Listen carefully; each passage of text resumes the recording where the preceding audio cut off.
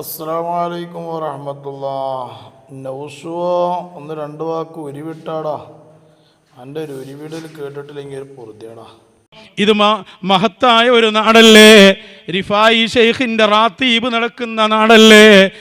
നൗസ് ഏതായാലും കാര്യപ്പെട്ട ഒരു രാജ്യത്താണെന്നാണ് മനസ്സിലായത്. റിഫായി ഷെയ്ഖിൻ്റെ പിന്നെ റാത്തീബ് നടക്കുന്ന നാടല്ലേ എന്നൊക്കെ ചോദിക്കണ്ടപ്പോൾ ഏതോ ഒരു രാജ്യത്താണ്. ഏതായാലും പറ നൗസോ. അവിടുത്തെ മഹത്തായ പദ്യങ്ങൾ, അവിടുത്തെ കറാമത്ത് പ്രകടിപ്പിക്കുന്ന വലിയ വലിയ അത്ഭുതങ്ങൾ കാണിക്കുന്ന ആ മഹത്തായ നാടല്ലേ ഇത്.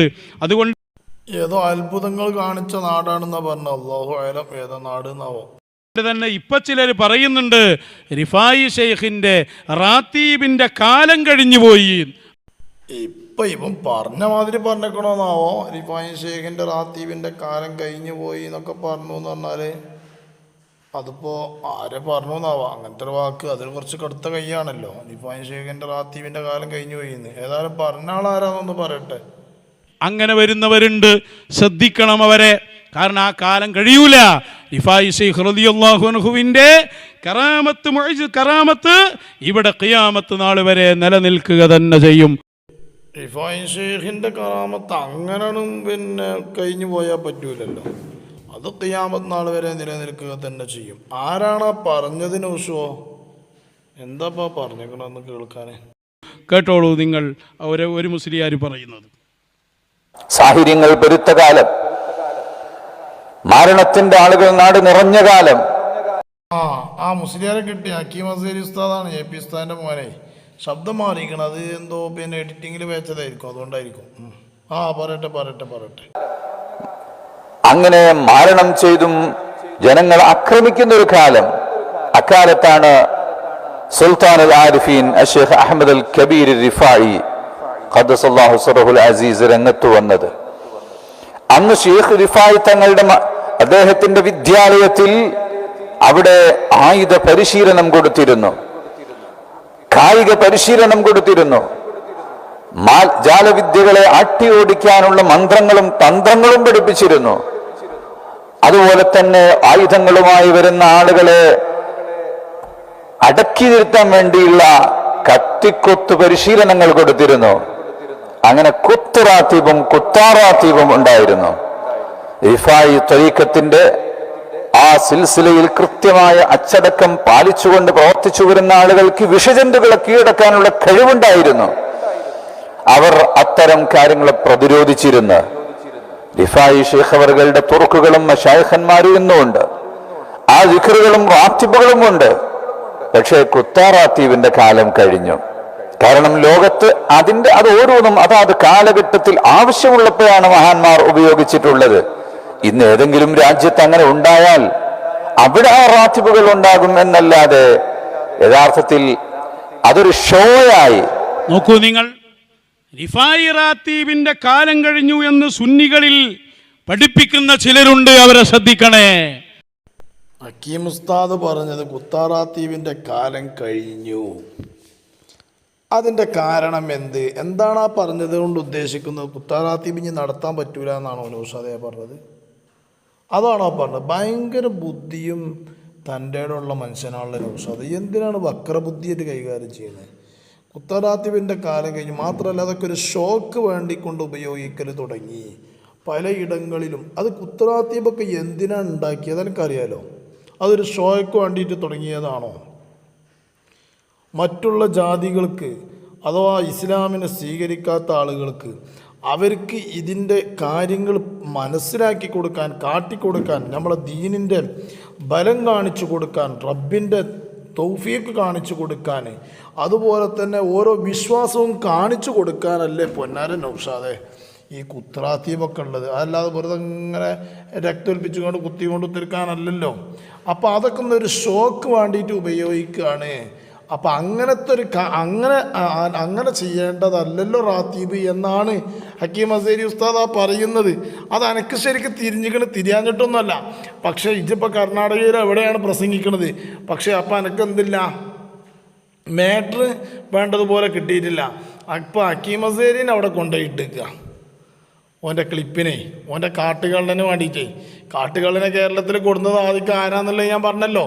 പരിചയപ്പെടുത്തിയതും ഈ പറയപ്പെട്ട ഹക്കീം അസ്ഹരിയാണ്. അതൊക്കെ ഓനെ അറിയാം. പക്ഷേ ഓനെ അതിമ ചീഞ്ഞു തൂങ്ങി മറ്റുള്ളവരൊക്കെ എന്ത് ചെയ്തു, അവരുടെ ഉസ്താദന്മാർ പറഞ്ഞത് കേട്ട് പിന്തിരിഞ്ഞു പോയി. ഇപ്പം പിന്താങ്ങി നിൽക്കുകയും ചെയ്തു. ഏതായാലും നൗഷാദെ എനിക്ക് മനസ്സിലാകാഞ്ഞിട്ടല്ലല്ലോ. അതടുത്ത് KNMലേക്ക് അഖിലെ ഹദീസിലേക്ക് പോകാനുള്ള ടീമാണ്. ഓഹോ, അത് KNMക്ക് പോകാൻ വേണ്ടി ഒരുങ്ങി നിൽക്കുകയാണ് ഹക്കീം അസ്ഹരി. ശ്രദ്ധിക്കണം അവരെ, എന്തൊക്കെ തെറ്റിദ്ധാരണകളാണ് ആ ഒറ്റ വാക്കിലൂടെ ഉണ്ടാക്കിയത്. എന്തൊക്കെ തെറ്റിദ്ധാരണയാ ഒറ്റ വാക്കിലുണ്ടാക്കിയത്. ഒരുപാട് തെറ്റിദ്ധാരണ ആയില്ലേ. ഉള്ളിലേക്ക് തൂറാൻ പോയി കൂടെ നൗഷാദ്. എനിക്ക് ആ പറഞ്ഞതും കൂടി എനിക്ക് മനസ്സിലായിട്ടില്ലെങ്കിൽ എന്താണ് ഹക്കീം അസ്ഹരി ഉസ്താദ് ആ പറഞ്ഞതെന്ന് എനിക്ക് മനസ്സിലായിട്ടില്ലെങ്കിൽ എനിക്കൊക്കെ വേറെ വല്ല പണിക്കും പോകാൻ നല്ല കേട്ടോ. റിഫായി ശൈഖ് റളിയല്ലാഹു അൻഹുവിന് ഉമ്മു അബീദിൽ എന്താ പണി? ആയുധ പരിശീലനം, കത്തിക്കുത്തു പരിശീലനം. നിങ്ങൾ ചിന്തിക്കണം, ഈ മുസ്ലിം സമുദായത്തെ തന്നെ തെറ്റിദ്ധരിപ്പിക്കാനല്ലേ ഇത്തരം വാക്കുകൾ ഉപകരിക്കുള്ളൂ. എൻ്റെ തഫ്സീറാണ് തെറ്റിദ്ധരിക്കാൻ ഉപയോഗിക്കുള്ളൂ. അല്ലാതെ ഹക്കീം അസ്ഹരി ഉസ്താദ് ആ പറഞ്ഞ വിഷയം എന്ത് എന്നുള്ളത് കേൾക്കുന്ന അണികൾക്ക് മുഴുവൻ മനസ്സിലായിട്ടുണ്ട്. ഇങ്ങനെ എല്ലാ പരിശീലനങ്ങളും നടന്നിരുന്നു. ഓരോ പരിശീലനങ്ങളും, അത് വാളിനാവട്ടെ, കത്തിയാവട്ടെ, അതുപോലെ തന്നെ മറ്റു കളരിയാവട്ടെ, ഫൈറ്റിംഗ് ആവട്ടെ, എല്ലാ പരിപാടികളും നടന്നിരുന്നു. മാത്രമല്ല കുത്തിയിട്ട് ശരീരത്തിൽ കുത്തിയിട്ട് റാത്തീബിൽ കുത്താറാത്തീബ് കുത്തിയാണ്ട് എന്ത് ചെയ്തിരുന്നു, അത് മുറി കൂട്ടിയിരുന്നു. ഇതൊക്കെ തന്നെയാണ് ഹക്കീം അസ്ഹരി പറഞ്ഞത്. പക്ഷെ ഇന്ന് അതൊരു ഷോക്കായി മാറി. അതുകൊണ്ട് കാലങ്ങളും എന്ത് ചെയ്തു, ഈ കാലഘട്ടത്തിൽ അതൊരു ഷോക്ക് ഉപയോഗിക്കൽ തുടങ്ങി എന്നാണ്. പാടില്ല എന്നോ വേണ്ട എന്നൊന്നുമല്ല മൂപ്പര് പറഞ്ഞതിനർത്ഥം. അതെനിക്ക് ശരിക്കും അറിയാം. റിഫായി ശൈഖ് റളിയല്ലാഹു അൻഹു നടത്തിയത് പരിശീലനമായിരുന്നു. അല്ലെങ്കിൽ അങ്ങനെ ആയുധ പരിശീലനം നടത്തൽ, പള്ളമലനെ കുത്തല, അല്ലെങ്കിൽ നാവ് മുറിച്ച് വെക്കല, അല്ലെങ്കിൽ തീ കത്തിച്ച് വായയിൽ വെക്കൽ ആയുധ പരിശീലന. ഈ വിഷയം എൻ്റെ നൗസൂന് അത്ര അറിയുന്നത്ര മനസ്സിലായത്ര വേറെ ആർക്കും മനസ്സിലായിട്ടുണ്ടാവില്ല. പക്ഷേ മനസ്സിലായത് മൂടി വെച്ചുകൊണ്ടാണ് നൗഷ സംസാരിക്കുന്നത്. മനസ്സിലായ വിഷയം മൂടി വെച്ചിട്ടാണ് നൗഷാദെ അങ്ങനെ സംസാരിക്കുന്നത്. എന്തിനാ അങ്ങനെയൊക്കെ മൂടി വെക്കണേ നൗഷാദെ? എനിക്ക് ശരിക്കും അതിനെ പറ്റിയിട്ട് മനസ്സിലായില്ല. ഹക്കീം അസ്ഹരി പറഞ്ഞ വിഷയം എനിക്ക് ശരിക്കും തിരിഞ്ഞില്ലേ. അത് എന്താണ് ആ പറഞ്ഞതിൻ്റെ ലക്ഷ്യം, എന്താണ് ആ പറഞ്ഞതുകൊണ്ട് ഉദ്ദേശിക്കുന്നത് എന്നുള്ള കാര്യമൊക്കെ എനിക്ക് മനസ്സിലായിട്ടില്ല. ശരിക്ക് ഇതൊന്ന് മനസ്സറിഞ്ഞ് കണ്ടൊന്ന് ചിന്തിച്ചു കൊണ്ടി. എനിക്ക് തിരിഞ്ഞത്ര വേറുള്ളവർക്ക് തിരിഞ്ഞിട്ടുണ്ടാവില്ല. അത്ര ഉഷാറായിട്ട് എനിക്ക് മനസ്സിലായിക്കണം. പക്ഷേ അഭിനയിക്കുകയാണ്. എന്തിനാണ് ഉഷാദെ ഈ ദീനിന് വേണ്ടിയിട്ട് അഭിനയിക്കണം? അജ്ഞാനമെന്നത് ഞാൻ അറിയും, അത് മഞ്ഞൾ പോലെ വെളുത്തിരിക്കുന്നു, പണ്ടാരോ വാടിയ പോലെ.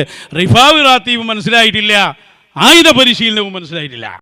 പക്ഷെ എൻ്റെ ഈ ഡയലോഗിൽ ഒന്നിച്ച് വിട്ടുപോയി. മനസ്സിലായിട്ടില്ല എന്നുള്ളത് മനസ്സിലായിട്ടില്ല അങ്ങനെ പറയലുണ്ട് സാധാരണ. മനസ്സിലായിട്ടില്ല എന്ന് മാത്രമല്ല, മനസ്സിലായിട്ടില്ല എന്നുള്ളത് മനസ്സിലായിട്ടില്ല അങ്ങനെ പറയലുണ്ടല്ലോ നൗഷാദേജ്. എന്തേ ബുദ്ധിനെ പറയുന്നത്? ഇതിനെ മാത്രം അത് ഒഴിവാക്കിയ അങ്ങനെ ഒഴിവാക്കൊന്നും വേണ്ട.